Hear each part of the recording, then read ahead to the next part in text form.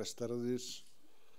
La sesión de esta tarde pretende ser fundamentalmente una conversación, ¿no? Un diálogo entre los dos, por tanto tendrá una estructura un poco caótica. Se planteaba el presentador si hay o no una relación entre el mundo románico y el mundo contemporáneo,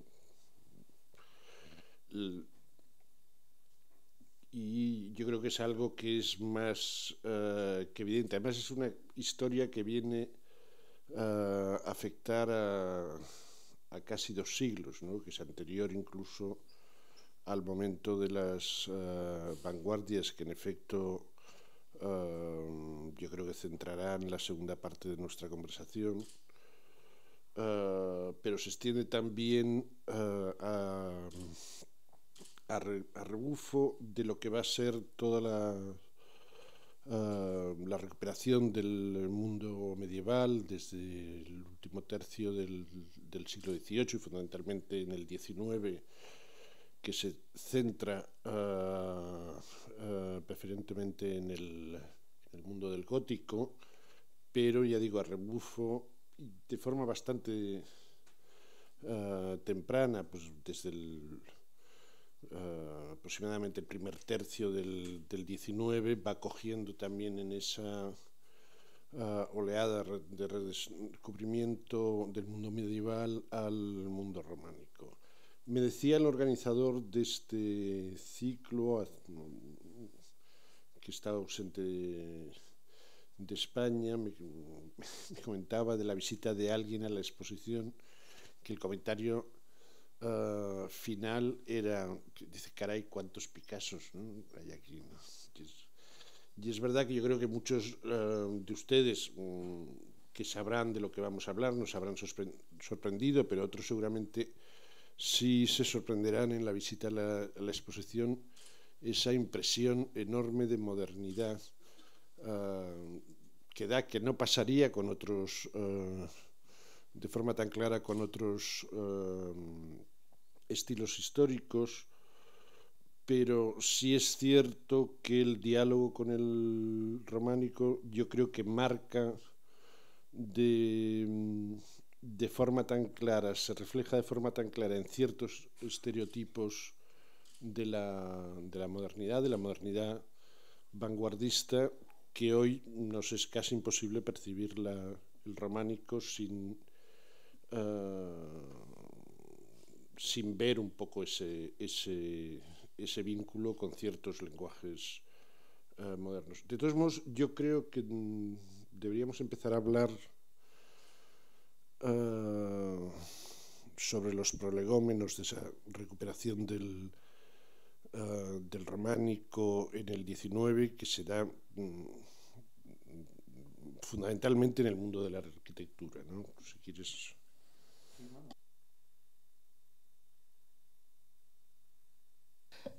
Que se hacen a finales del XVIII, empieza un poco por el gótico, pero yo creo realmente que el mundo de lo románico aparece con relativamente temprano, o sea, porque hay una cuestión que era también una cuestión puramente arquitectónica, es que el arco de algún modo se consideraba como más constructivo que la ojiva, y entonces se empieza a utilizar mucho el románico justamente por esa cuestión de arco. Por ejemplo, que hay también, por ejemplo, estaciones de tren que como el arco funcionaba mejor, pues se inspiran más en el románico, ¿no? Pero yo creo que realmente todo se recoge de algún modo pues por esa tradición de despertar de la sensibilidad de las cosas de la Edad Media, por ejemplo, no sé, de Morris, o sea, todo el mundo de avant-garde, ¿no? Que cogen elementos, pero que evidentemente pueden provenir perfectamente tanto del románico como del gótico. O sea, hay una especie de elemento mágico que son esas cosas como los dragones y ese tipo de cosas que que es predominantemente más del románico que del gótico. O sea, realmente en el gótico empieza a haber otro espíritu y podemos decir, ese aspecto tan fantasmagórico de los dragones y flores que se transforman en cosas, proviene casi más del mundo románico, de la miniatura y de la ornamentación arquitectónica, y de ahí sigue para el gótico. Entonces está esa especie de cosa ahí. Y además hay una cosa que, hablando nosotros estos días, también me gustaría hablar un poco sobre un concepto que yo creo que se ha hablado poco, que realmente el románico como tal, yo siempre he pensado que no existe. O sea, si lo que existe ha habido una época, podríamos decir, de vacío, esa especie de momento oscuro de la Edad Media, y cuando se empieza a construir de nuevo, se sigue construyendo en la tradición que existía, que era el mundo bizantino. Realmente el mundo bizantino es más potente, quizás porque es una cosa en que yo me metí hace unos años, me metí mucho en el mundo de lo bizantino, y me he dado cuenta que realmente el bizantino es una manera de pensar estética muy original, y que de algún modo se entrelaza con las civilizaciones que ha habido. O sea, porque realmente el mundo bizantino es el padre, por ejemplo, de toda la ornamentación árabe. Y sigue ahí. O sea, el arte omeya fundamentalmente es bizantino tardío, ¿no? Y entonces, de algún modo, pienso que esa especie de espíritu, para resumirlo un poco, el que no se haya metido mucho en el mundo bizantino, sería que predominan dos cosas fundamentalmente, más que la representación naturalista, que es la idea de la geometría, el mundo geométrico, es el círculo, el cuadrado, la elucubración geométrica, y por otro lado, podemos decir, la importancia directa del símbolo representado. O sea, no hay un intento de hacer una traducción de la naturaleza, sino de representar directamente, pues no sé, pues a Dios, a la Virgen, yo qué sé, al Pantocrátor, o el tetramorfo, todas esas cosas. Pero es una cosa como directa, y eso de algún modo adquiere de tal fuerza que se queda metido no solo en Occidente, sino en Oriente. O sea, esa cosa. Y entonces, cuando se empieza de nuevo a salir de esa edad oscura, podemos decir, se vuelve a retomar esos términos. Y esos términos yo creo que siguen de algún modo flotando, y van apareciendo. De algún modo, todo el origen de las vanguardias está un poco en esa vuelta de pronto al espíritu, podríamos decir, de la geometría, del hecho de resumir el mundo en círculos, cuadrados, triángulos, etcétera, etcétera, que es el mundo en que, de modo, sobre todo, analizando la arquitectura bizantina, las plantas de la arquitectura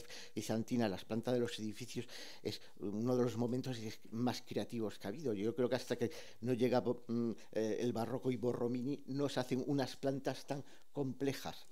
Esas plantas son donde de pronto pues, es un círculo que tiene en su interior un cuadrado, que de pronto salen los ábsides que forman estrellas rosadas.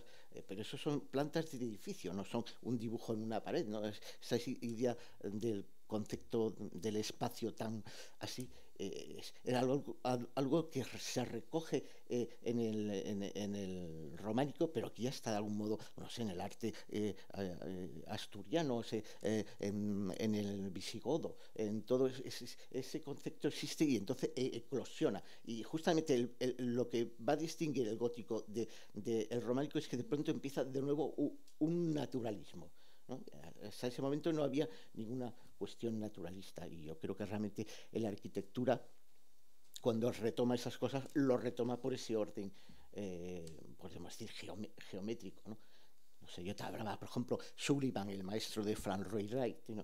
Pues en Sullivan se le ve una enorme influencia del románico, que incluso el mismo Wright llega a tener. O sea, hay cosas que podrías decir, pues es remotamente románico bizantino, ¿no?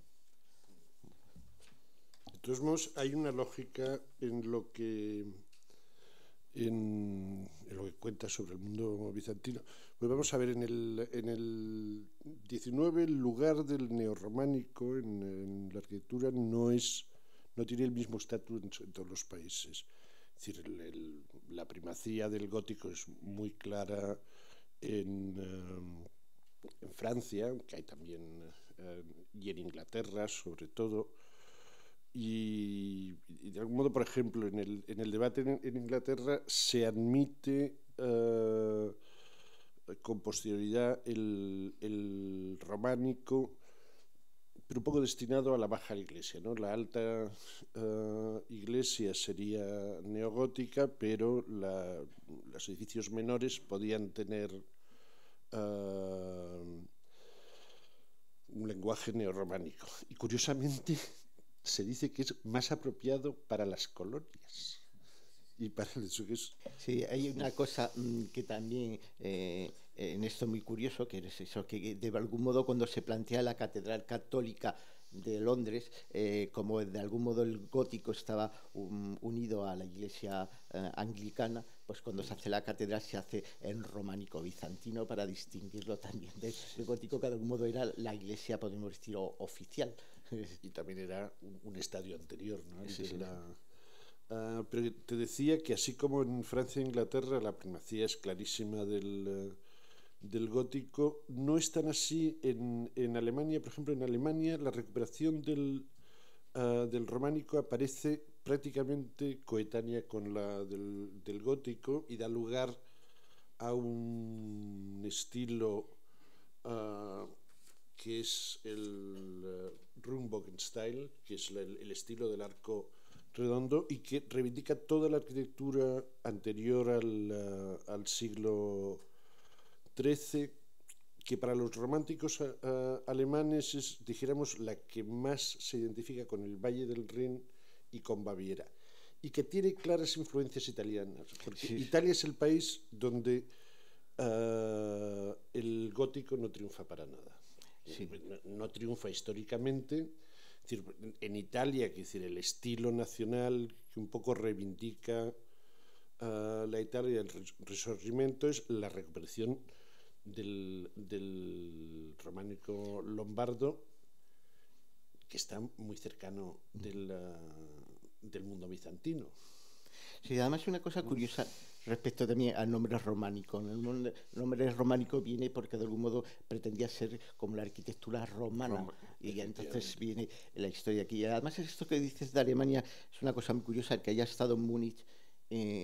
Múnich es una ciudad que a mediados del 19 pues se hacen grandes avenidas y todas se hace en ese extraño estilo románico italiano muy curioso que debe venir un poco de toda esta idea que acabas de contar. Y es curioso también una cosa muy curiosa, quizás pensaba hablar de ello más tarde, pero aquí viene muy bien hablar de ello, que eran los decorados que Friedland hace en su larga película de los Nibelungos, que es esa especie de románico alemán, pero pasado por el Art Deco. O sea, es una cosa que es muy, muy curiosa, ¿no? Pero todos son esos arcos más bajos, o sea, de columnas más bajas normalmente que el románico italiano, pero tiene esa especie de cosa de arcos y que se van abocinando y creando unas sensaciones de profundidades que además están muy de acuerdo también con el Art Deco. O sea, yo nada más pensar eso, pienso uno en el Radio City Music Hall con esa especie de sucesión de arcos creando esa sensación de fondo. Es curioso que en Italia el gótico se asimila al mundo alemán, al mundo tudesco. Hay una cosa curiosa en relación a lo que decíamos antes del románico bizantino, que aparece de forma muy abundante. Por ejemplo, la Catedral de Marsella, que es uno de los edificios franceses más significativos de neorrománico, y es neorrománico bizantino, era un poco porque Marsella es la puerta hacia el oriente. Y decía que hay una cosa curiosa porque son muchas las sinagogas que se hacen en ese estilo.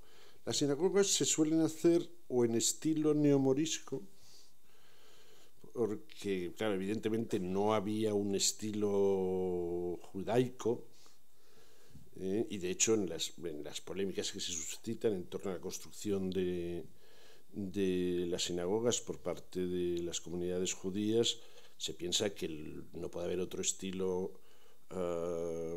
ancestral, de tradición a recuperar judaica, más que un estilo de la diáspora, ¿no?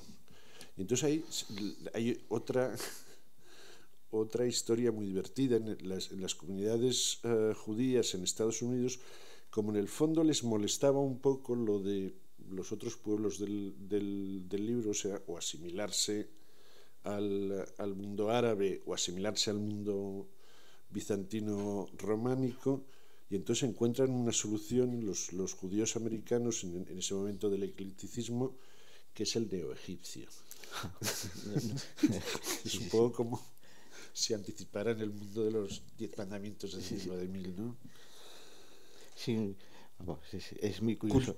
También hay una cosa que también al otro día también hablando de esas cosas que que era la historia de los primeros Tiffany que te conté, o sea, de Tiffany tan conocido porque parece así por las cosas muy Art Nouveau y esas cosas. Sin embargo, sus primeros trabajos se inspiraban mucho más en el mundo románico ni el bizantino que en otros. O sea, ahí tenía una capilla que en este momento está en un museo de Nueva York, pero no sé exactamente qué museo, pero o sea, la desmontaron y está ahí, que es una especie de estilo neorrománico o neobizantino, todo hecho con esos elementos de mosaiquitos de cristal de Tiffany's, que es una verdadera preciosidad, y después ya fue derivando hacia el Art Nouveau, pero esas cosas son sorprendentemente bonitas y además que entroncan curiosamente en ese momento también con una cosa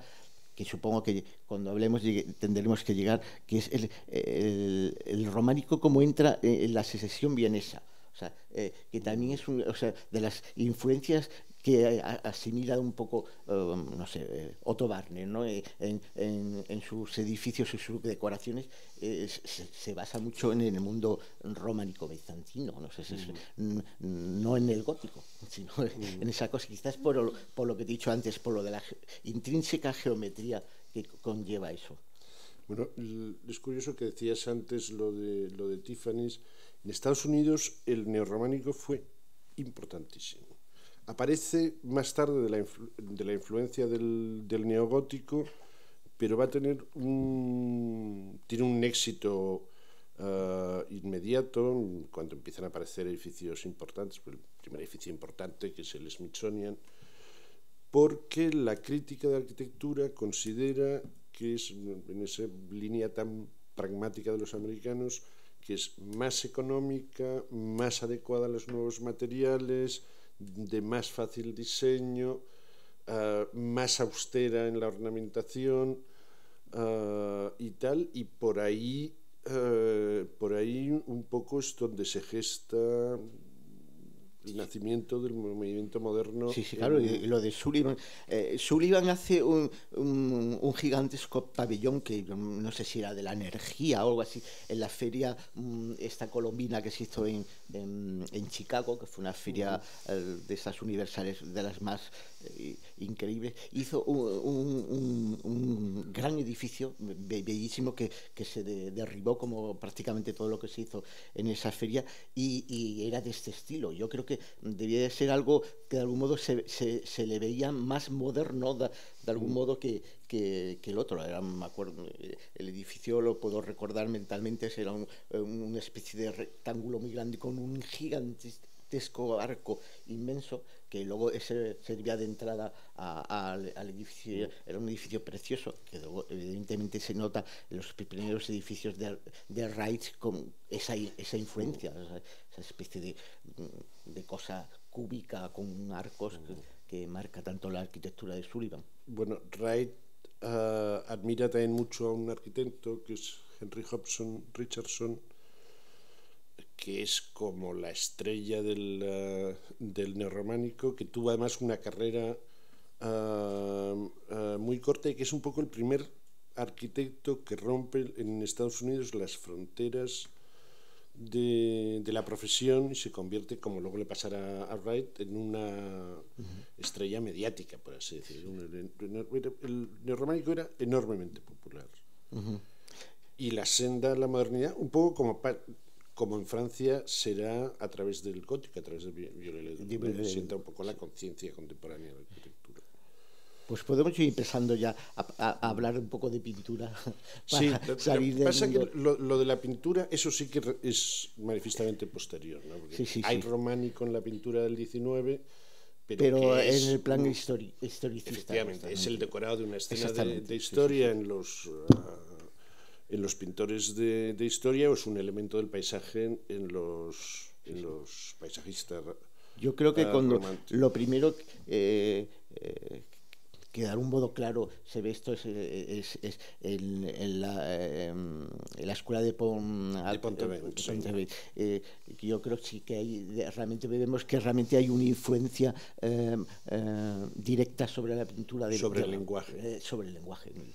Porque ese es el momento en que va, bueno, ahí ya está ya el papel de las estampas japonesas para los impresionistas y postimpresionistas, pero es un poco la figura de Gauguin, que después de Pont-Aven se va a ir a... Sí, vamos, ahí es cuando empieza, además, bueno, hay que nombrar ese autorretrato de Gauguin en que tiene al lado un Cristo románico y al otro lado una figura de Oceanía, ¿no? Diciendo los dos mundos donde me voy o me muevo o me gustan, ¿no? O sea, que ahí está clarísimo esa influencia, como además yo creo que se coge un poco por una cuestión realmente combativa. Yo creo que en aquel momento el románico debía de tener algo misterioso, en el sentido de que no era tan oficial como el gótico. Efectivamente, y más primitivo, porque es el momento de reivindicación de lo primitivo, sea las artes negras dentro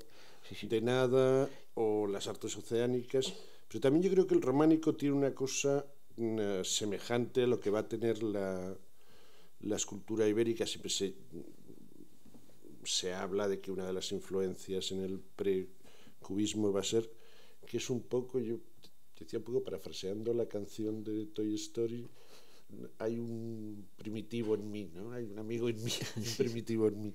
Sí. Yo creo que eso tenía esa ventaja, que no era solo los modelos foráneos. Sí, y además es curioso, precisamente en esta exposición, aquí ahí arriba hay una figurita, si la gente lo habéis visto ya la exposición, de una especie de un personaje terrible que se está comiendo un cordero, que tú lo miras y dice africano. Es una cosa que no hay. Parece que le brota el cordero.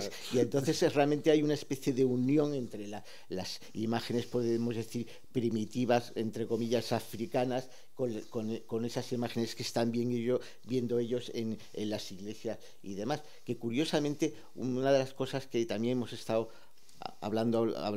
viendo la exposición, una parte que hay de toda esa ornamentación románica, que después en el gótico baja mucho, es el alto grado de erotismo.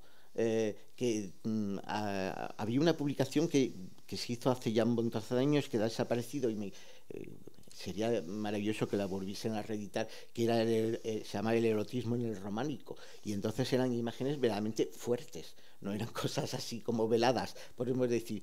Y me imagino que todo eso pues debía tener el mismo atractivo que podía ser Tahití en aquel momento, o esa cosa primitiva, ¿no? Como de exultante vitalidad, ¿no? No sé, además pienso que en algún modo, pues no sé, pensamos, las señoritas de Aviñón, ¿no? Lo que querían era esa cosa, ¿no? Esa especie de frenesí entre sexual y salvaje, es decir, pues tomar, vamos a dar, o sea, una especie de gran bofetada con todo esto, que en el fondo es las cosas que nos excitan realmente, ¿no? Y yo creo que pues estaban encontrando pues, en todo ese tipo de imágenes, esa especie de esquematismo de las caras del románico, pues una manera nueva de representar de una manera más directa y más chocante, podemos decir, que de otras maneras. Bueno, clarísimamente en el protocubismo, aunque en Picasso se dice también, eso está muy bien explicado por Lucía García de Carpi en el catálogo. En Picasso está también una primera influencia románica en la etapa azul, pero en ese momento, igual que decíamos que las cabezas del arte ibérico juegan un papel en las señoritas, también en el momento precubista de Gossel, el impacto del románico es clarísimo, ¿no? Sí, además yo pienso, digamos, que esa especie de momento precubista, que no es tan precubista, que yo creo que es realmente excubista, que podríamos decir es ese momento de Horta del Ebro y todas esas cosas, que yo creo que es el momento en que se fragua mentalmente toda esa especie de cosa. Yo creo que es el momento del gran descubrimiento del románico catalán. Yo creo que, o sea, no lo sé exactamente por fecha, pero estoy convencido que es en el momento en que se empiezan a estas cosas que están aquí, que están ahora en el Museo de Cataluña, es cuando se empiezan a gestar, a arrancar los primeros frescos, a hacer todo este tipo de cosas. Y yo creo que es un momento en que pues ese espíritu debía estar realmente en vivo, o sea, era una cosa como pues lo que podríamos llamar espíritu de la época, realmente estaría de estar influyendo y mandando ondas por todas partes, ¿no? Y entonces yo creo que ese momento del cubismo, que a mí especialmente me gusta mucho, me gusta especialmente, o sea, ese momento de ese extraño bodegón de frutero, ¿sabes? Verde, que me gusta especialmente, pues es que es claramente románico. Ese frutero lo puede haber sacado de un fresco de cualquiera, porque está representado prácticamente casi igual. De hecho, el mundo del románico catalán va a tener una importancia capital, ¿no? Hablábamos de Picasso, está igualmente el caso de Miró, que bueno, eso está más estudiado, pero Miró declara en una conversación de los años 40 con Johnson Sweeney que sus maestros son los primitivos catalanes. En todo el momento de la Masía y de los retratos que hace en esa misma época, el referente es el románico, claro, sí. Claramente, ¿no?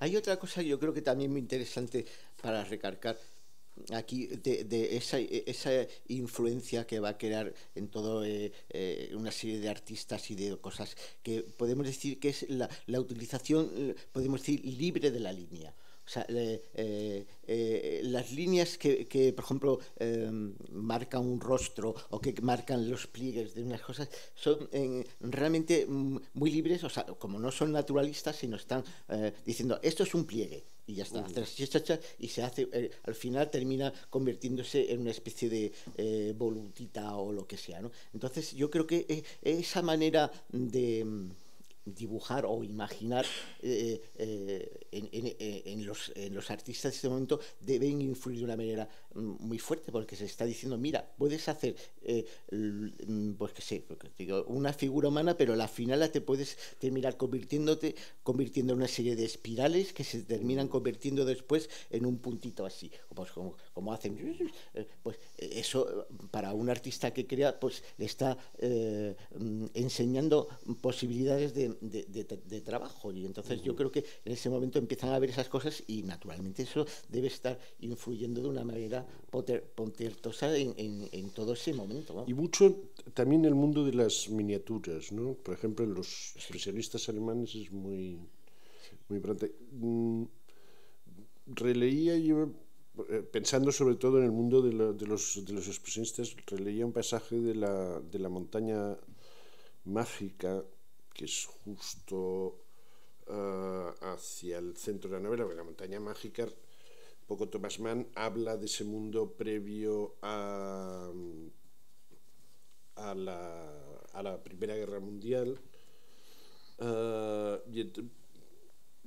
en la que el poeta Settembrini, que es un poco ese hombre ilustrado, amante del mundo clásico, que cree en el progreso y tal, se ha ido del sanatorio y se va a vivir con Leo Nafta, ¿no? Entonces el protagonista de la novela hace una visita a este nuevo personaje, Leo Nafta, que tiene una talla que yo creía recordar que era una talla románica. No, es una talla gótica muy primitiva, una piedra un poco de las primeras, y se suscita ahí de pronto una gran conversación que en torno a esa talla, que lo que hace es enfrentar dos concepciones del mundo clarísimamente. Es decir, que no es una elección caprichosa de estilos, sino es el retorno de lo espiritual, es las dudas frente al progreso, algo que estaba latente también en el 19, está en el mundo medieval de Morris. También hay una cosa contra la sociedad industrial, pero que es más radical en el momento de los primitivos y en el momento del románico, ¿no? Sí, además es una cosa curiosa que acaba de decir, me ha venido una idea muy así de golpe, ¿no? Que realmente hay una cosa curiosa respecto al románico y el mundo artesanal. El románico es posible en un mundo artesanal, mientras que el gótico es fundamentalmente ingenieril. O sea, necesita una macroestructura para ser creado. O sea, de algún modo, yo creo que también esa cosa como más de andar por casa también debió de ser importante como enfrente de la sociedad industrial, que en ese momento está levantando las nuevas catedrales, que son las estaciones de ferrocarril y todos los grandes puentes y todas esas cosas, que son fundamentalmente ingenieriles, y sin embargo este mundo sí que puede ser un mundo más de hacer cualquiera. O sea, cualquiera podría hacer realmente una cosa románica en su casa sin un esfuerzo muy grande, ¿no? Decíamos hace un momento lo de la importancia del gótico, digo, del románico catalán, y está también la influencia del románico en Picabia, ¿no? En Picabia, el año 27 me parece que es, descubre el Museo de Barcelona, que entonces está todavía en la Ciudadela, y se entusiasma en hacer esas superposiciones. Sí, además las exposiciones son directas, vamos, el del Apocalipsis con muchos ojos está hecho tal cual, o sea, que no es una cosa. Pero una cosa que me viene también respecto a esta historia, que a mí siempre me ha parecido de las cosas más sugerentemente, podemos decir, modernas, primitivas, que son los beatos, ¿no? Los beatos, yo creo que las miniaturas de los beatos, que no son románicas, son realmente visigodas, o sea, es una cosa todavía anterior, pero sin embargo su estructura, esa de bandas, tan así, tan de esas cosas, yo creo que eso ha debido de influir más de lo que pensábamos, o sea, porque eso sí que es realmente totalmente contemporánea, vamos. De hecho, yo, no tengo el menor puro de decir que he copiado directamente una serpiente del beato, porque era una cosa que es que no había modo de modificar aquello sin perder su belleza, ¿no? Una serpiente que hacía un círculo en medio y luego salía la colita por detrás, tal cual. Pero como eso yo creo que ha debido de haber montones, porque sobre todo la estructura en banda, o sea, que es una cosa aparentemente muy contemporánea, o sea, de convertir el fondo en una sucesión de bandas horizontales, eso está en el beato perfectamente planteado de una manera clara. Y de hecho, se dice también en el Guernica, la figura del guerrero está inspirada por el beato de Saint-Sever, que es el único que se conserva en Francia, ¿no? Y que lo publica Bataille en Document. Pero eso es verdaderamente, en ese aspecto es verdaderamente increíble. O sea, el beato, yo creo que si le quitas la caritas a las figuras, se convierte en una obra absolutamente contemporánea. Totalmente.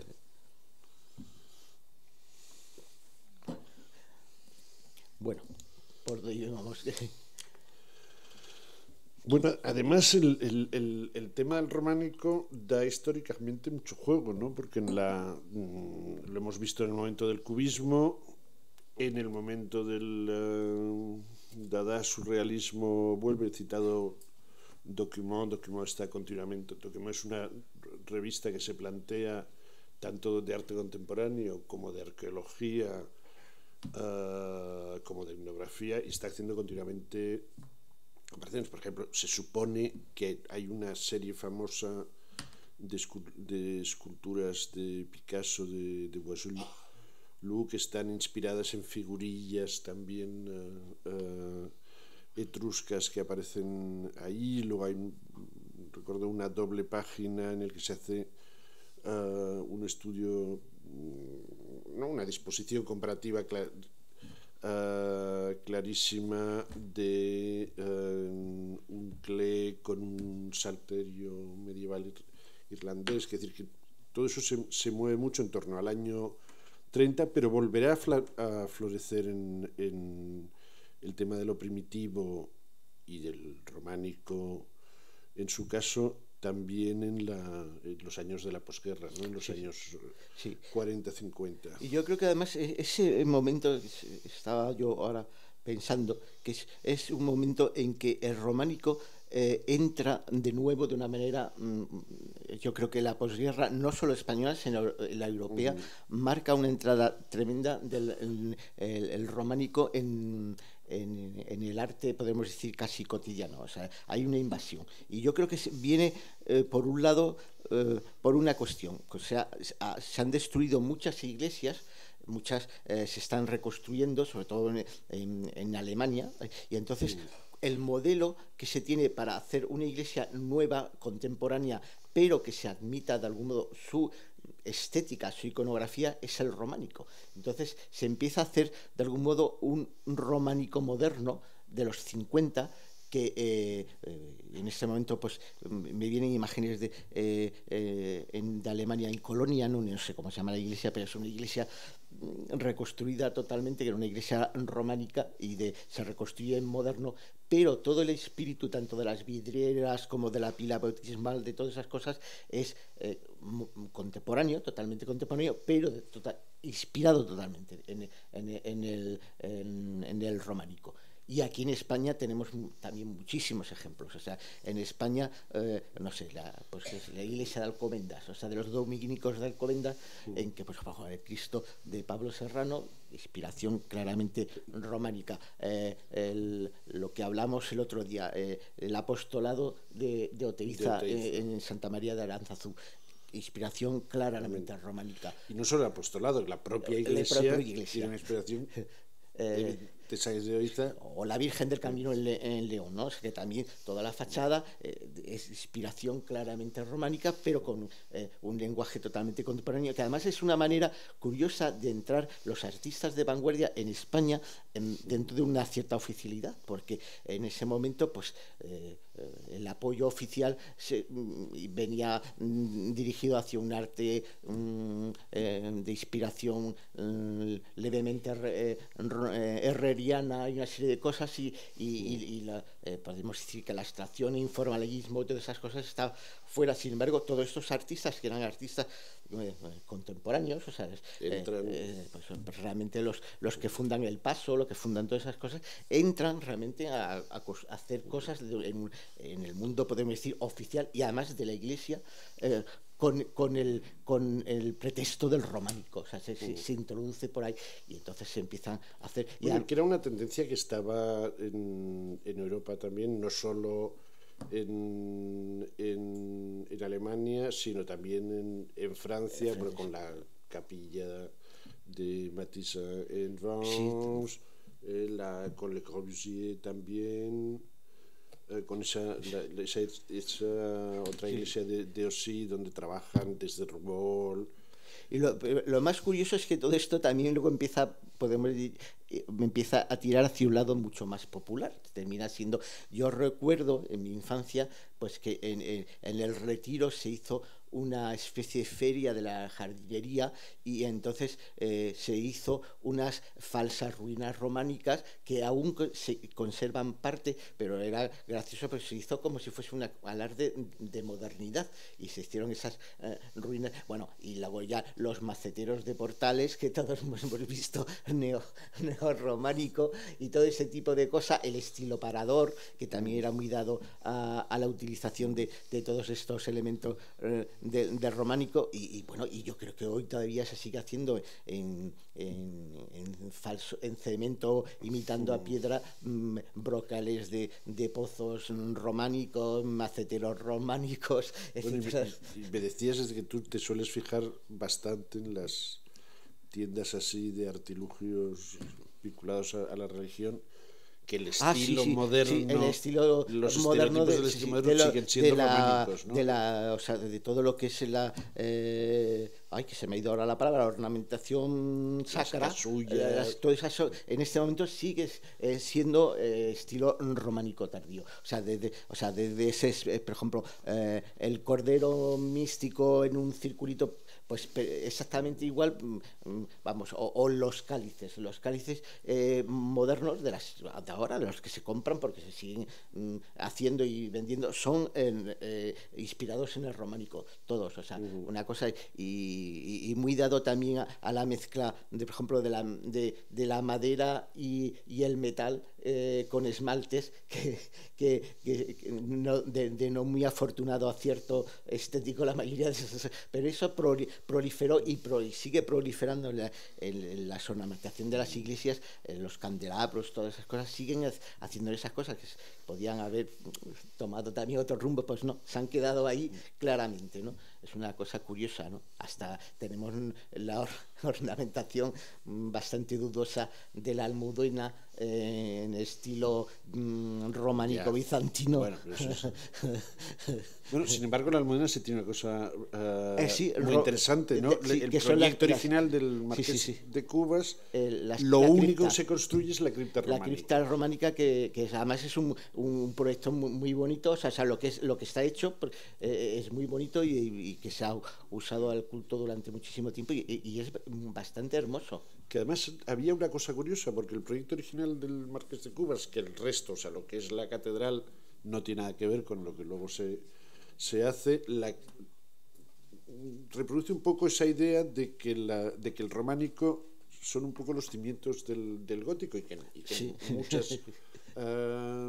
muchas catedrales y tal es así. Hay primero una iglesia románica que se destruye y sobre eso, es decir, que en el proyecto del Marqués de Cubas la cripta es románica y el edificio era una fantasía gótica, desde luego mucho más interesante de que lo que han hecho, sí, eso desde luego. Y una cosa curiosa que la mayoría de la gente no sabe, que el proyecto de la Basílica de Santa María de Atocha, del cual lo único que existe es el campanile y el pabellón de ilustres, que está allá al lado, que iba a ser el claustro de la iglesia, era una especie de gran iglesia neobizantino románica, que no se llegó a construir.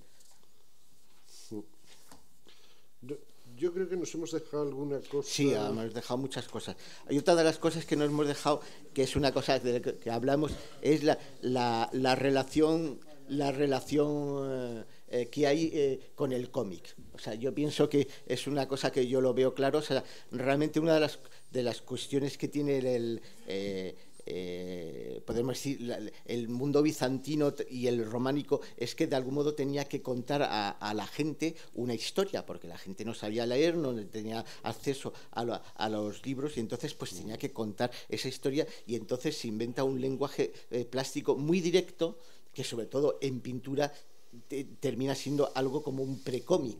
O sea, porque realmente aquí lo podemos ver en esta exposición, hay una predela que es totalmente un cómic. O sea, la clara nitidez de la línea negra que envuelve la imagen, que se ve muy a distancia y que delimita claramente la cosa, los colores planos y la acción hecha de una manera escueta y clara. O sea, que cuenta narrativamente una cosa. O sea, entonces, yo creo que realmente cuando el cómic empieza por lo mismo. O sea, que es una manera directa de contar las cosas, ¿no? Y entonces es muy interesante cómo esa manera tan clara, de algún modo, pues en el siglo XX renace con el cómic. O sea, ahora lo que pasa es que el cómic ahora ha evolucionado muchísimo. Nace un poco de los romances de ciegos y de las aucas. Que también lo mismo, es enseñar a un público pues que no sabe leer una serie de imágenes que sean muy claras, muy así. Cuando decía que teníamos que algunas cosas se habían quedado en el tintero, bueno, hemos citado el caso del románico catalán y su influencia en el constante y retirada en el arte catalán, que yo creo que tiene mucho que ver con el papel que juega ahí el nacionalismo, ¿no? Como tradicionalmente desde la época romántica el neogótico y el neorrománico suelen tener un componente nacionalista muy fuerte y un poco el debate en torno a el restablecimiento de un arte nacional. Y el arte catalán es clarísimo, pero es clarísimo hasta las últimas generaciones, ¿no? Hasta los años 90. Pilar Parcerisas hizo precisamente en el MENAC una exposición estupenda, se llamaba Agnus Dei, y que acaba pues con Zus, Miralda, Jordi Benito y tal, pero la vanguardia española no es el único caso donde eso ocurre y es de nuevo, y está de nuevo ligado al tema nacionalista, porque en la vanguardia gallega, la generación de la República de Os Novos tiene un componente nacionalista muy claro y muy fuerte por influencia de Risco y de Castelao. Pues son constantes, he traído por aquí que podría leer, ¿no?, citas de Seoane o Maside que dicen que la esencia del lenguaje de la vanguardia gallega viene de los ritmos del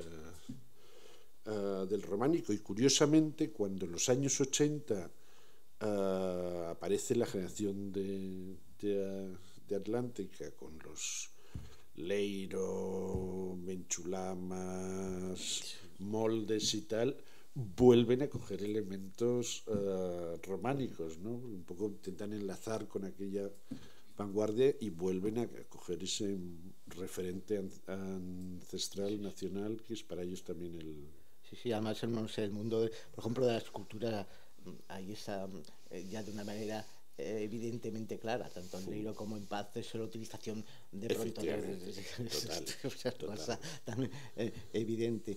Hay una cosa que me viene a la imagen, son recuerdos un poco de mi juventud así muy primera, pero es una imagen que curiosamente se me ha quedado en la memoria porque me produjo un gran impacto, que fue, yo creo que a mitad de los años 60, cuando Fraga estaba en el Ministerio de Turismo y demás, se hicieron una edición de carteles que era la primera vez que yo veía una edición de carteles que tenía una cierta gracia, ¿no? Y uno de ellos, que era especialmente bonito, que traté incluso de que fui ir a los despachos de información y turismo a ver si me lo daban, y no lo daban, no sabemos, no es una cosa, era un lema que estaba en varios idiomas que decía ojos para España. Entonces era el ojo del Pantocrator de Taúl, que era un cartel, yo creo, de los más efectivos, claros y modernos que se hicieron en la época.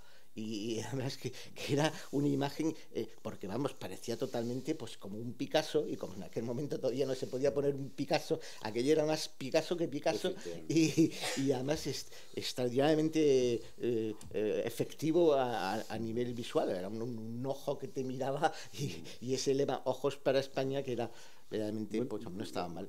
Hablando de la memoria personal, yo lo pensaba en estos días preparando un poco eso, nos hemos referido al caso catalán, pero es verdad que en los años 60 lo del movimiento de recuperación y de puesta en valor de las iglesias románicas castellanas era uno de los grandes tópicos del momento, ¿no? Sí, sí, además incluso yo recuerdo, no sé si os acordáis, yo creo que incluso yo creo que fue la primera película de Rocío Dúrcal, que era un grupo de jóvenes estudiantes de arquitectura que construyen una ermita románica. Sí, sí, el final es la inauguración de la ermita románica, Rocío Dúrcal canta la canción ad hoc para el momento, y entonces pues era ese momento de exaltación del románico que había a mitad de los 60, que fue una cosa, cuando lo que digo de la feria de la jardinería en el Retiro, pues que construyeron pues una especie de ábside románico, fue un momento de esplendor nuevo y romántico. Y yo creo que gracias a eso, el románico de Castilla, porque de algún modo en Cataluña ya había una conciencia de esa, pero el románico de Castilla se empezó a recuperar y no cayó en la ruina total de muchísimas iglesias gracias a ese momento en que se empezó a valorar. Yo me acuerdo siempre, vamos, cuando yo era muy joven, tenía tener 17, 18 años, que fui por primera vez a Pedraza, y yo me quedé absolutamente maravillado de que había una familia americana muy rica que tenía una casa en una iglesia románica, y decía yo, hay que ver, tener una casa en una iglesia románica, ¿no? Pues ese fue un momento realmente que gracias a eso yo creo que nos ha perdido muchísimas cosas, vamos. Efectivamente, bueno, yo tengo una anécdota de mi padre, que eso era, curiosamente, era en Cataluña, que visitando la finca de un amigo al que yo conocí, resulta que perdido por la finca había una ermita, una pequeña ermita románica con pinturas. El otro no era especialmente aficionado a temas artísticos, y bueno, ante las grandes de mi padre, dice, ¿te gusta? Dice, pues te quieres llevar las pinturas, llévatelas. Mi padre lo que le aconsejó es que se dirigiera al Museo de Barcelona y se recuperaron para el Museo de Barcelona, cosa que yo no le perdonaba a mi padre jamás, pero bueno, que era lo lógico, claro. Pero que bueno, que se debieron, evidentemente, si no llega a desarrollarse un poco esa conciencia de... Sí, yo creo que gracias a eso yo creo que tenemos ahora un patrimonio increíble, además es que valorado, o sea, porque yo recuerdo que esas cosas, vamos, sobre todo el problema era que los mismos curas vendían las imágenes por 2 duros, o sea, vamos, el famoso Eris, el rojo, ¿cómo se llama? Ese ladrón famoso, pues es que se iba por ahí, se llamaba Cristos Vírgenes y retablos, bueno, con absoluta impunidad, ¿no? Y entonces, pues gracias, yo creo que estas cosas han empezado a tomar conciencia y a salvarse muchísimas cosas. O sea, sobre todo yo pienso de arquitectura, se ha salvado milagrosamente montones de cosas gracias a esto, ¿no? O sea, que de pronto, pues se ha tomado conciencia de que aquello no era una casucha que no tenía ningún valor, pues vamos.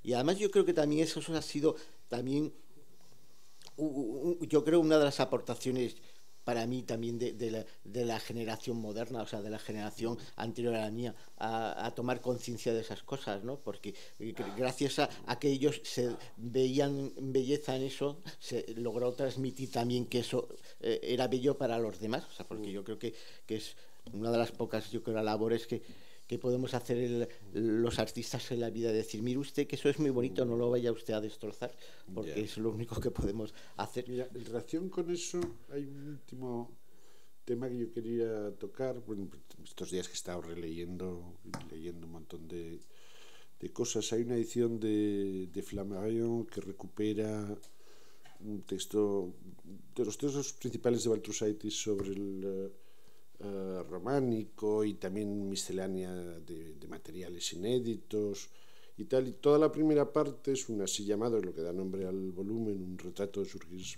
Baltrusaitis, donde el personaje que hace la semblanza y un poco el análisis de su legado como historiador cuenta 2 cosas muy curiosas. Cuenta, por ejemplo, que antes de la llegada de Baltrusaitis a París, que se forme como historiador con Faucillon, que llega a principios de los 20, pues justo antes, en torno al año 20, él vive en Moscú, porque en ese momento su padre, ellos son lituanos, tiene un cargo como más o menos diplomático allí. Entonces, él en ese momento trata a los constructivistas. Es además pintor aficionado, dice en la estela un poco del cubismo, y luego dice más adelante otra cosa fundamental. Dice que en sus estudios sobre el románico, que se publican fundamentalmente en torno a principios de los 30, en su pensamiento como historiador juega un papel fundamental, y sobre todo como su estudio de la estilística de la escultura, el concepto de construcción de los constructivistas y de tal. Y pensaba que no es ni mucho menos el único historiador del mundo románico que tiene que ver también con lo contemporáneo. Está, pues Meyer Shapiro es un hombre que tiene estudios fundamentales sobre el románico, pero también sobre el arte contemporáneo. Él fue también pintor contemporáneo. Y me preguntaba, la mirada, que es un poco lo que hemos estado contando, de los artistas sobre el mundo románico, ¿ha incidido en nuestra percepción del románico? Pues yo pienso que sí, yo creo que sí. Claro, ten en cuenta que el románico fundamentalmente era lo que he dicho antes, iba a contar una historia directamente y no tenía, o sea, la estética de eso lo hemos de algún modo descubierto nosotros, o sea, ellos no eran conscientes de lo que estaban haciendo, o sea, eso pasa siempre, o sea, bueno, no siempre. Ahora, o sea, yo creo que si hay algo en que diferencia el arte contemporáneo de otros momentos es de la gran conciencia que hay de lo que haces, ¿no? Pero en aquel momento aquello se hacía porque era una cosa que iba directamente a contar una historia, se contaba, ¿no? Y entonces la estética de eso lo hemos visto nosotros, no ellos. O sea, ellos pues hacían porque decían, bueno, esto queda más bonito. O sea, quizás hay otro mundo que en esta exposición se ve claramente, que es el mundo de las cosas suntuarias, que ahí sí que podía haber podemos decir, un regodeo. O sea, eso es una tradición de una, podemos decir, un arte... Esmaltes. Ese es un mundo artesano muy alto. Sí, entonces, y de una tradición que se iba, y ahí puede sí que haya más conciencia de la belleza de las cosas, pero el otro iba muy directo, o sea, era una cosa y entonces realmente la valoración de esas cosas, ese orden geométrico que antes he hablado, que yo creo que es fundamental para entender por qué la modernidad nos gusta eso, pues esa valoración es la que nos ha hecho ver con nuevos ojos esas cosas, ¿no? De algún modo es una cosa que yo empleo continuamente, cuando yo de pronto me da por decir, mire usted que la pintura victoriana es muy bonita, o sea, pues para que no se nos olvide en el contexto que estamos viendo que a lo mejor la pintura victoriana hay que verla de nuevo con los ojos que tenemos ahora y entonces tiene un nuevo valor.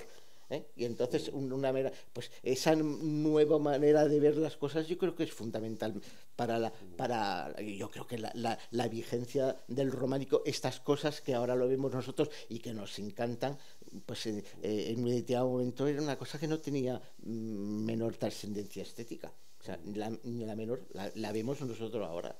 Y una última cosa, yo sé que en ti hay un neorrococó, un neogótico, hay un neorrománico. Yo soy neo.